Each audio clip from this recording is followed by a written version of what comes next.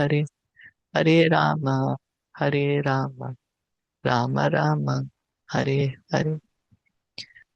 So we continue reading from Srimad Bhagavatam, Canto 10, Chapter 25. We are hearing now how Lord Indra is so angry that he is called the clouds and the winds which come at the time of devastation, the Samvartaka clouds and the different kinds of winds. And they have inundated the whole Vraj with water. There's so much winds. Now all the Brijvasis, along with their cows and animals, have come to Krishna to save them. And Krishna understands that it's the work of Indra, that Indra's pride has been hurt because he told them to stop the Indra Puja. So, apartva ati ulbanam varsham. Vaishali ji, can you read? Okay. Apaharitu ati albalanam varsham Ativatam shilamayam. ativatam shilamayam Swayage vihate smabhir. swayage vihata smabhir Indro nashaya varshate. indro nashaya varshati. Translation and purport by the disciples of His Divine Grace, A.C. Bhaktivedanta Swami Srila Prabhupada. Sri Krishna said to himself, because we have stopped the sacrifice, Indra has caused this unusually fierce, unreasonable rain, together with terrible winds and hail. So there was hail also, like how the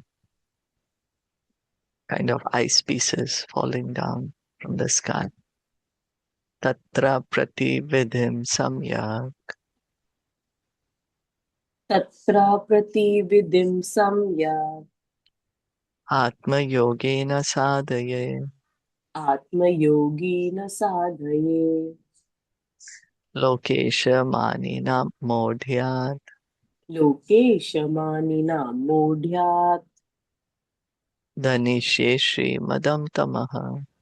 Manishe Srimadam Tamaha. By my mystic power, I will completely counteract this disturbance caused by Indra. Demigods like Indra are proud of their opulence, and out of foolishness, they falsely consider themselves the Lord of the universe. I will now destroy such ignorance. So, of course, Krishna knows. We may think, oh, nobody knows my deepest feelings, my deepest thoughts, or my intentions. We may think, well, we may think something, but we may speak something, and we may completely do another thing. But Krishna knows.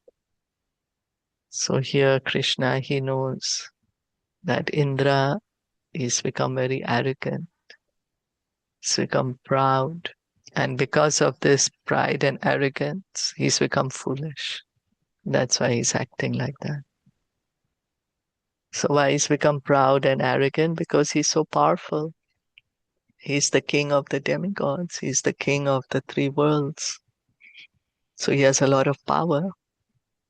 And then because of this power, then now Lord Indra is thinking that he's the supreme controller. So we find ourselves also in this situation so many times, right? We get some opulence or we get some power, and then we may get so prideful or so much arrogant. And in that pride and arrogance, we may act in a very foolish way.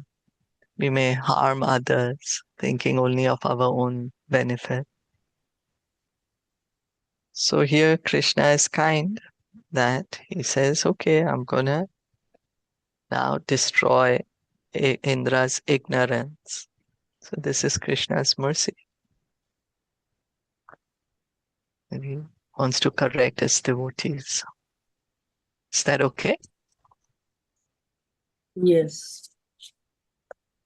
Nahi sadbhava yuktanam Nahi satbhavayuktanam suranam isha vismayah Suranam Isha Vismayah mato satam manabhanga Mano Sattam Manas Bhangaha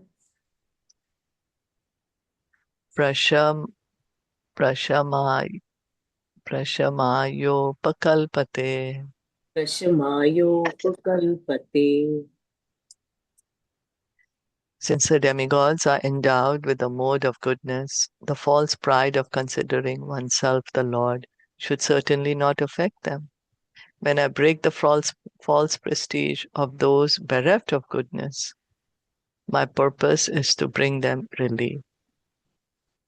The demigods are supposed to be sadbhava yukta, endowed with spiritual existence, since they are deputed servants of the Supreme Lord. Right? Demigods are in the mode of goodness. And then we say human beings in the mode of passion, and then animals in the mode of ignorance. So in Bhagavad Gita 4.24 it is stated, Brahmarpanam Brahma Havir Brahmagna Brahmana Hutam Brahmeva Tena Gantavyam Brahma Karma Samadhina. That which is duly offered to the Lord becomes spiritualized. The demigods engage in the devotional service of the Lord by managing various departments of cosmic administration. Therefore, as demigods or as servants of the Lord, their existence is pure, sadbhava. When the demigods fail to live up to the high position given them by the Lord and deviate from proper behavior, they're not acting as demigods, but rather as conditioned souls. So Krishna, he gives the demigods this position. It's a very important position. It's a great responsibility. And the demigods are servants of Krishna. And so they accept these positions and they do this service for the pleasure of Krishna. Like Lord Brahma, he's the engineer of the universe. He's the secondary creator. Then now we are hearing about Lord Indra. He's in charge of the rainfalls and he's the king of the demigods. He's the king of the three worlds, making sure that everything is being managed properly in the three worlds. So this is his devotional service, his service for Krishna. So as demigods, then they are always in the mode of goodness, right? And they're doing their service. But sometimes demigod may forget his position, may come under the influence of ignorance. But then Krishna again helps them to correct this behavior. We've seen that so many times now in Bhagavatam. So not acting as demigods, but rather as conditioned souls is more like, because even demigods are actually jivas, also conditioned souls, also in the material world. So more like human beings then, not like demigods.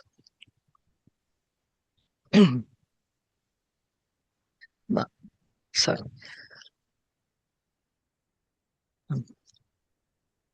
Mana or false prestige is certainly an anxiety-ridden burden for the conditioned soul. A falsely proud person is not truly peaceful or satisfied because his understanding of himself is false and inflated.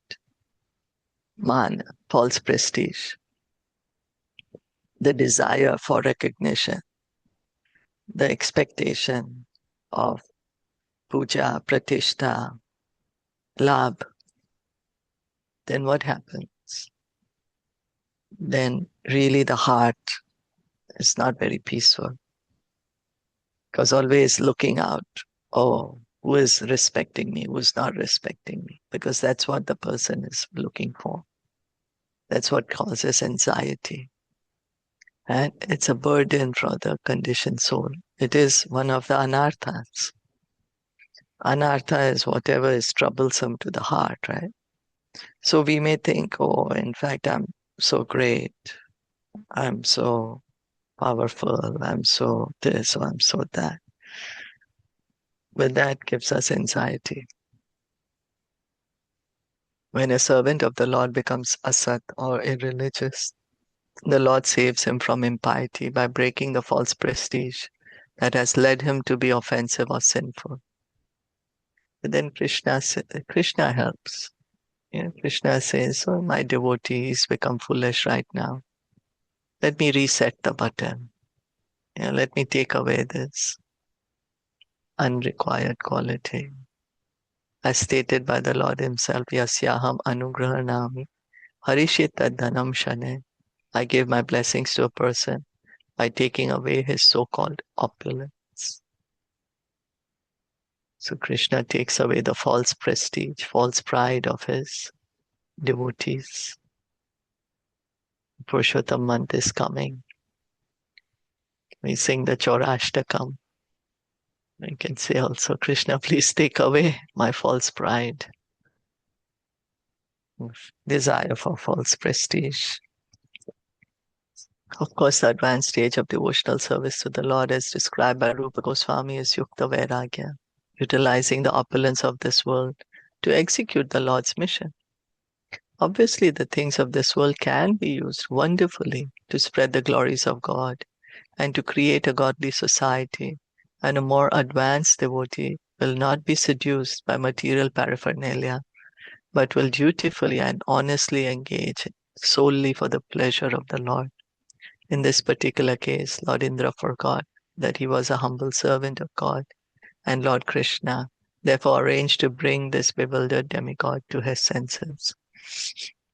So in the purport is mentioned about Yukta Vairagya. Srila Rupa Goswami gives us the meaning, what is real renunciation. Real renunciation is that whatever we have, we engage it in Krishna's service to make others Krishna conscious, spread the glories of the world, create a godly society. So we can see that in the great kings, they did that. Yudhishthir Maharaj, Parikshit Maharaj, Ambarish Maharaj, so many great kings. The devotees, pure devotees. And then that is real renunciation, that whatever they have, they engage it to spread Krishna's glories. Is that okay?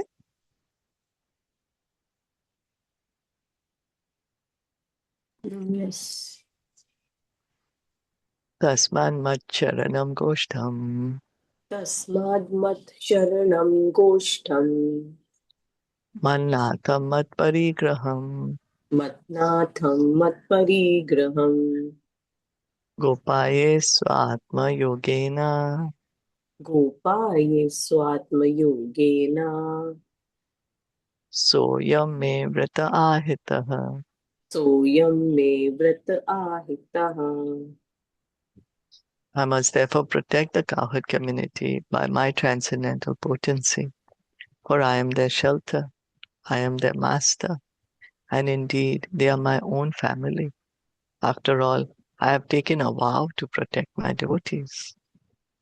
The word Macharanam indicates not only that Lord Krishna was the sole shelter of the Vrajajana, the people of Vrindavan, but also that Lord Krishna had established his home among them.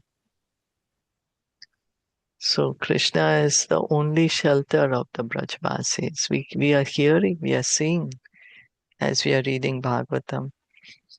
Whenever any calamity comes, they just run to Krishna. Krishna, Krishna, Mahabhaga. O most fortunate one, please save us.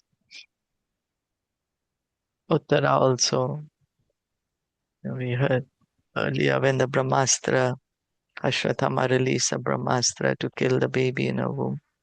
She runs to Krishna. It's the nature of the pure devotees. Here, The Brajvasis only shelter is Krishna, and Krishna lives with the Brajvasis. That's his home. That's why he's saying, this is my family. Vrindavan is Krishna's home. Srila Vishwanath Chakravarti Thakur quotes from the Aneka Artha Varga dictionary, Sharanam Graha Rakshitro. The word Sharanam can represent either home or protector. So Srila Vishwanath Chakravarti Thakur has given this meaning of the word. Sharanam Graha Rakshitro. Home or protector, Sharanam. The residents of Vrindavan adopted Krishna as their beloved child, friend, lover, and life itself.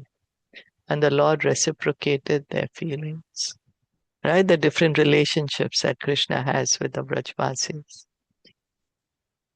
And Krishna reciprocates. Thus, Shri Krishna lived among these fortunate people, moving in their houses and fields. Naturally, he would protect such intimate devotees from all types of danger. He's always with them. He has beautiful relationships with them. So he's like, of course, I'm going to save them. They are my own people. Iti uktva kena hastena. Iti uktva ekena hastena Kritva govardhana chalam. kritva govardhan achalam Dadara leelaya vishnus. dadara leelaya Vishnu Shatrakam eva balakaha. channakam eva balataha. Having said this, Lord Krishna, who is Vishnu himself, picked up Govardhan hill with one hand and held it aloft, just as easily as a child holds up a mushroom. Girivardhari ki jai. It is confirmed that in the Harivamsha that Sri Krishna picked up the Govardhan mountain with his left hand. Sadhrita sangato megher giri savyena panina. With his left hand, he picked up that mountain, which was touching the clouds. So this is in Harivamsha that he's picking up with his left hand. Srila Sukadev Goswami is not specified. He says with one hand. But Harivamsha is saying with his left hand. And he's holding it as easily as a child holds up a mushroom. It's not a big deal. Mushroom is so light, a child can easily pick it up. Whereas Govardhan in that time was very huge, was touching the clouds. According to Srila Vishwanath Chakravarti Thakur, when Lord Krishna was preparing to lift Govardhan hill, a partial expansion of his Yoga Maya potency, named Samhariki,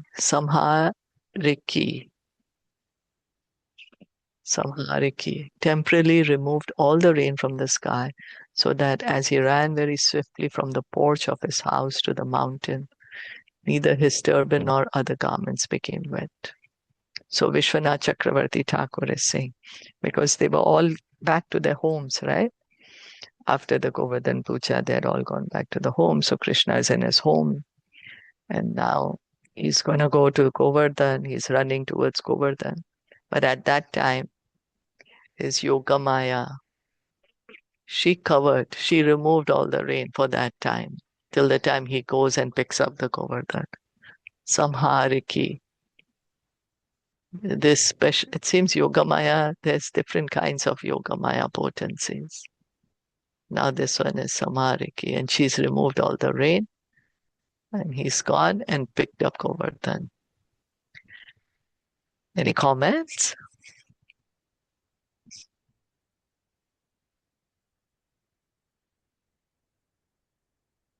Question? So Shilpaji, how he picked up from there, like they had come far away, but they could see Govardhan, is it? Yeah, but he's running to Govardhan now. He's gone from his house to Govardhan, and Okay. he's reached Govardhan, and then he lifted it up. Okay. And the Brijvasis and all of them, they are in their homes, right? I guess because it's so huge, right? Govardhan is so huge now that he's lifted, so then they can easily come under the shelter of Govardhan. Because it was huge. It's going right up to the clouds. So then the whole Braj area can be covered. But they, of course, come under it to be with him. They're not in their homes. They also are under the hill. They're going to come. They're going to come. Yeah. Yeah. Then now he's telling them in the next verse that come, if you wish, you come under the hill.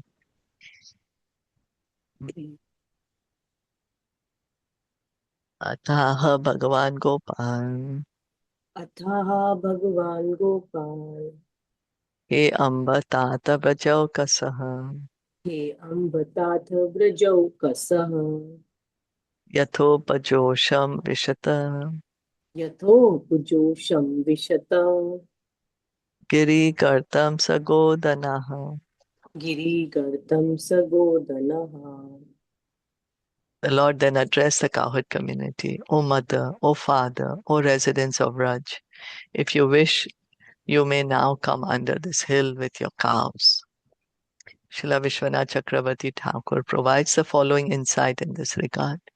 Ordinarily, a large cowherd community, which included many thousands of cows, calves, bulls, and so on, could not fit under the base of a medium-sized hill like Sri Govardhan.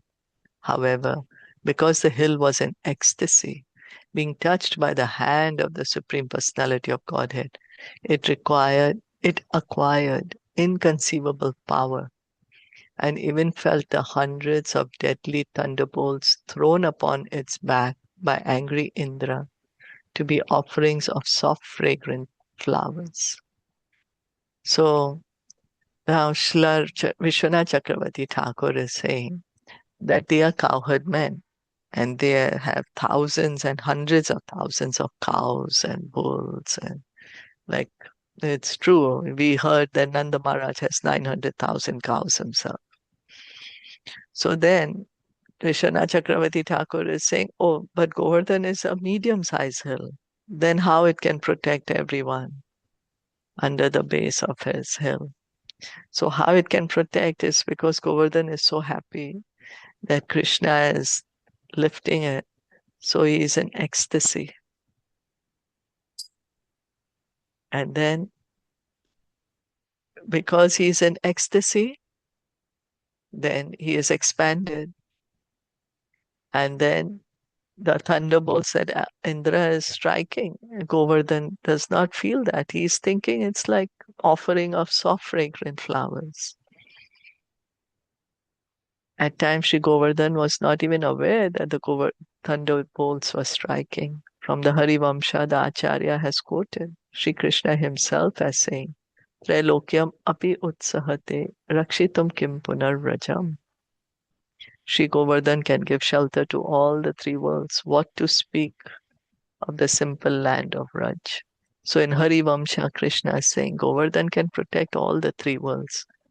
Of course, he can protect this small land, simple, he's saying. It's small, no? Raj compared to the entire world. So this is what Krishna is saying, and Vishwanath Chakravarti Thakur is saying. When Indra's attack began and Krishna lifted the hill, the deer, wild hogs, and other animals and birds standing on the hill's flanks climbed up to its peaks, and even they did not experience the slightest distress. So there were the other animals that were standing around the hill and a little bit on the hill, like, at the base of the hill. When Krishna lifted, they climbed over the mountain. They were on top. And although Indra is throwing all these thunderbolts, they are not feeling it. This rain or the winds or the hail. So it's completely Krishna's Yogamaya potency. We may say, oh, how come? But that's Krishna.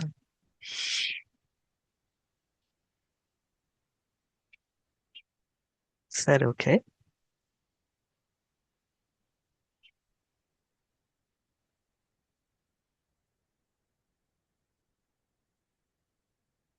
Yes. Mm. So, I'm not sure if you all wanted to add anything or say anything.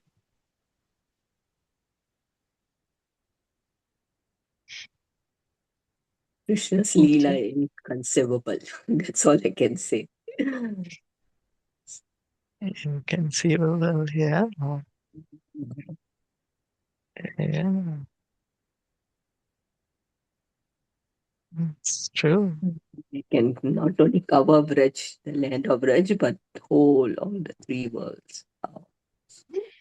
Yeah, he's saying Govardhan can protect everyone. So if the Indra had inundated the three worlds with water, Krishna is saying, oh, this Govardhan would have been enough, like a big umbrella for everyone.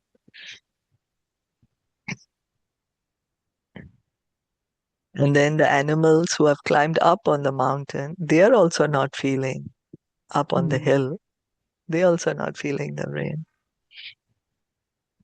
So that entire area, there's no rain coming there, or no winds, or no hail.